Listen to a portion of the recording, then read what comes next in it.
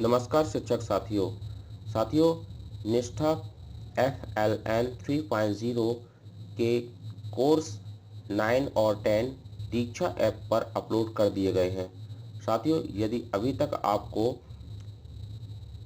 Course की link प्राप्त ना हुई हो तो आप वीडियो के डिस्क्रिप्शन पर जाकर इसकी लिंक प्राप्त कर सकते हैं।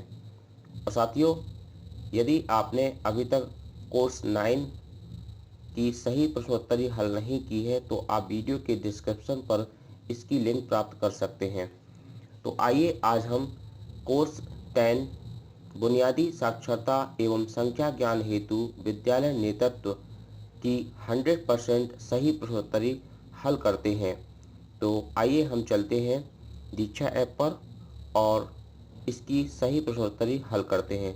साथियों, सबसे पहले यदि अभी तक आपने हमारे चैनल को सब्सक्राइब ना किया हो तो प्लीज़ हमारे चैनल को सब्सक्राइब करें और इसे अधिक से अधिक शेयर जरूर करें और वीडियो पसंद आए तो वीडियो को लाइक जरूर करें।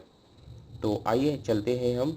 साथियों, इसका पहला प्रश्न है, इनमें से कौन विद्यालय परिवार समुदाय के बीच एक प्रकार की भागीदारी नहीं है? तो साथियों, इसका सही आंसर है सहभागिता करना। इस पर हम क्लिक करेंगे और नेक्स्ट क्वेश्चन पर जाएंगे।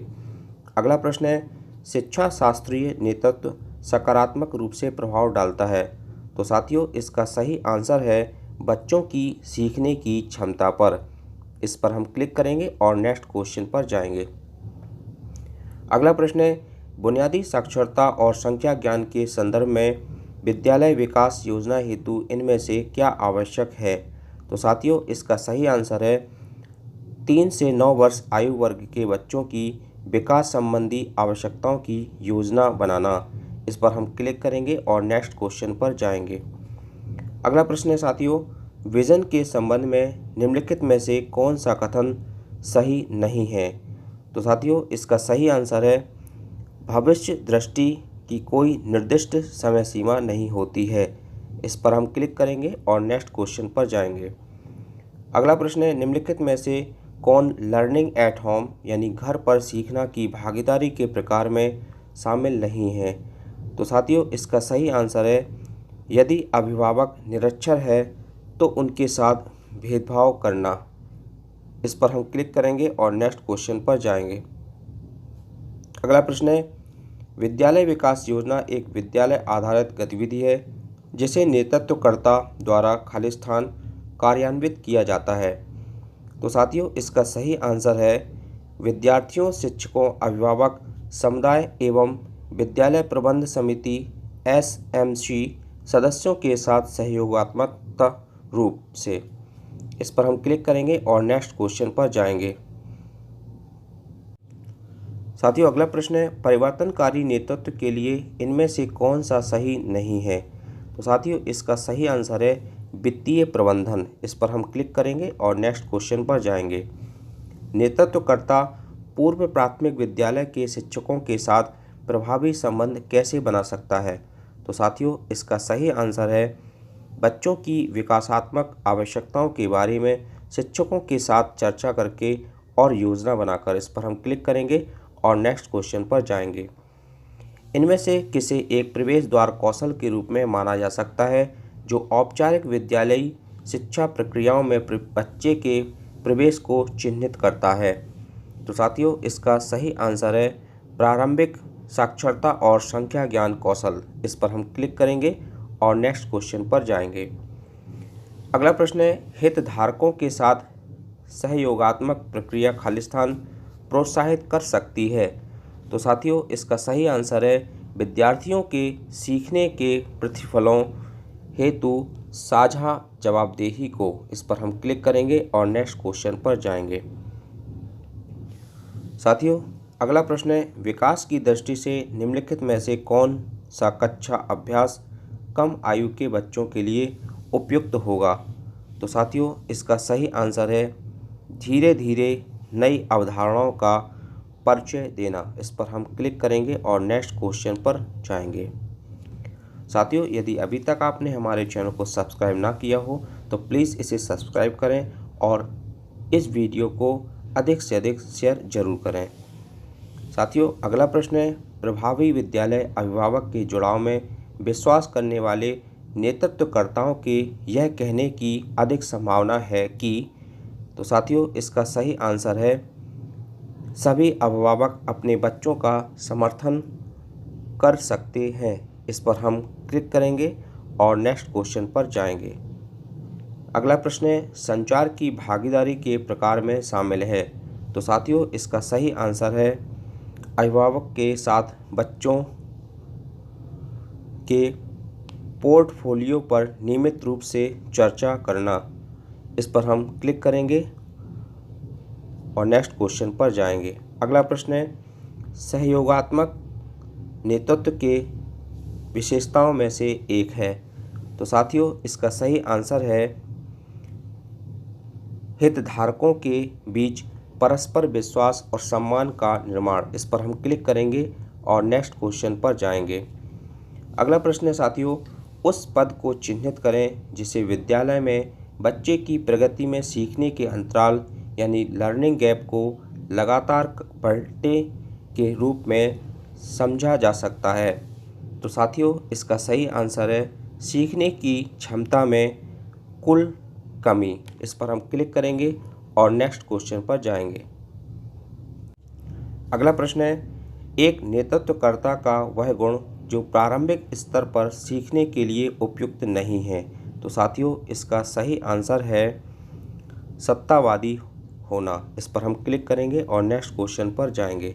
अगला प्रश्न है, बच्चों की तर्क करने और दैनिक जीवन में सरल संख्यात्मक अवधारणाओं को प्रयोग करने की क्षमता को खालिस्तान के भाग के रूप में माना जा सकता है।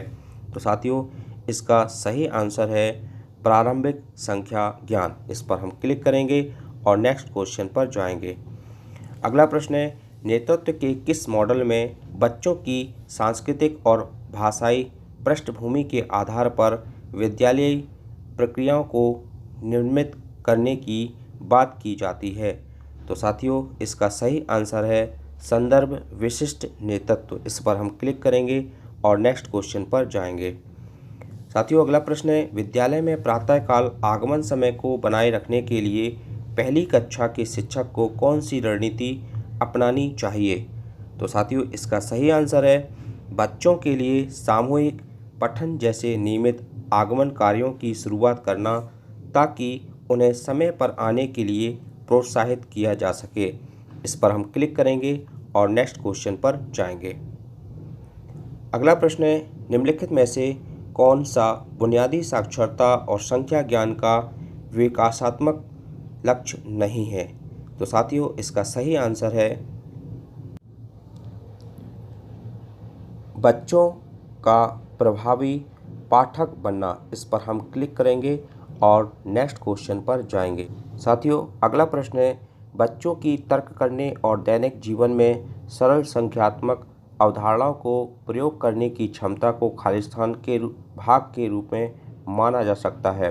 तो इसका सही आंसर है प्रारंभिक संख्या ज्ञान। इस पर हम क्लिक करेंगे और नेक्स्ट क्वेश्चन पर जाएंगे। अगला प्रश्न है, संचार की भागीदारी के प्रकार में शामिल है। तो साथियों इसका सही आंसर है अभिभावक के साथ बच्चों के पोर्टफोलियो पर नियमित रूप से चर्चा करना। इस पर हम क्लिक करेंगे और नेक्स्ट क्वेश्चन पर जाएंगे।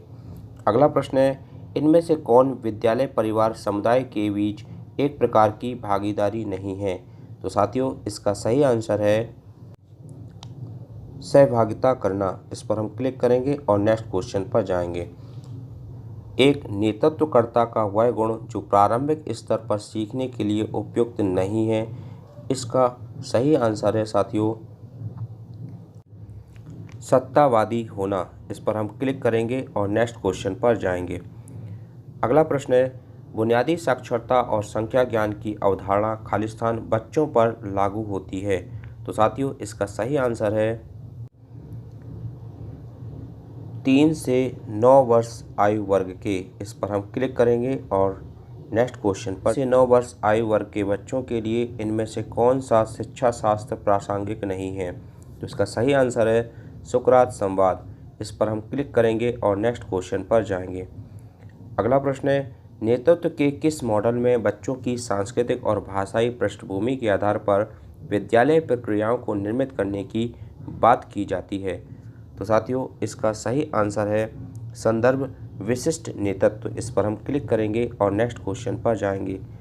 साथियों अगला प्रश्न है विद्यालय नेतृत्व कर सकता है। तो साथियों इसका सही आंसर है बच्चों के बीच सुदृढ़ प्रारंभिक अधिगम क्षमता का निर्माण। इस पर हम क्लिक करेंगे और नेक्स्ट क्वेश्चन पर जाएंगे। अगला प्रश्न है एक पाठ को सटीकता, गति, अभिव्यक्ति और समझ के साथ पढ़ने की क्षमता जो बच्चों को पाठ से अर्थ निकालने के लिए सक्षम बनाना खालिस्तान कहलाता है। तो साथियों इसका सही आंसर है कूट वाचन डिकोडिंग। इस पर हम क्लिक करेंगे और नेक्स्ट क्वेश्चन पर जाएंगे। अगला प्रश्न है बुनियादी साक्षरता और संख्या ज्ञान के संदर्भ में विद्यालय विकास योजना हेतु इनमें से क्या आवश्यक है। तो साथियों इसका सही आंसर है 3 से 9 वर्ष आयु वर्ग के बच्चों की विकास संबंधी आवश्यकताओं की योजना बनाना।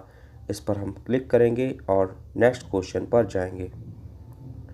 अगला प्रश्न है विजन के संबंध में निम्नलिखित में से कौन सा कथन सत्य नहीं है। तो साथियों इसका सही आंसर है भविष्य दृष्टि की कोई निर्दिष्ट समय सीमा नहीं है। इस पर हम क्लिक करेंगे और नेक्स्ट क्वेश्चन पर जाएंगे। निम्नलिखित में से कौन एक अनुकूलक नेतृत्वकर्ता की विशेषता नहीं है। तो साथियों इसका सही आंसर है लोगों की नहीं सुनना। इस पर हम क्लिक करेंगे और नेक्स्ट क्वेश्चन पर जाएंगे। अगला प्रश्न है एक नेतृत्वकर्ता को 3 से 9 वर्ष आयु वर्ग के बच्चों के आकलन का आयोजन करना चाहिए। तो साथियों इसका सही आंसर है उसकी क्षमता, आवश्यकता और रुचियों का आकलन करने के लिए। इस पर हम क्लिक करेंगे और नेक्स्ट बटन पर क्लिक करेंगे। अगला प्रश्न है एक नेतृत्वकर्ता 3 से 6 वर्ष के आयु वर्ग के बच्चों को खालिस्तान के माध्यम में संलग्न कर सकता है। तो साथियों इसका सही आंसर है खेल आधारित शिक्षा शास्त्र। इस पर हम क्लिक करेंगे और नेक्स्ट पर क्लिक करेंगे। इनमें से कौन शिक्षा शास्त्रीय नेतृत्व के ढांचे का हिस्सा नहीं है। तो साथियों इसका सही आंसर है विज्ञान प्रयोगशालाओं में प्रयोगों का नेतृत्व करना। इस पर हम क्लिक करेंगे और साथियों यदि आप हमारे चैनल पर नए हैं और आपने अभी तक हमारे चैनल को सब्सक्राइब ना किया हो तो प्लीज़ हमारे चैनल को सब्सक्राइब करें और सबसे पहले नोटिफिकेशन पाने के लिए बेल आइकन पर प्रेस भी करें। और यदि वीडियो पसंद आए तो आप लाइक, कमेंट, शेयर जरूर करें। धन्यवाद साथियों।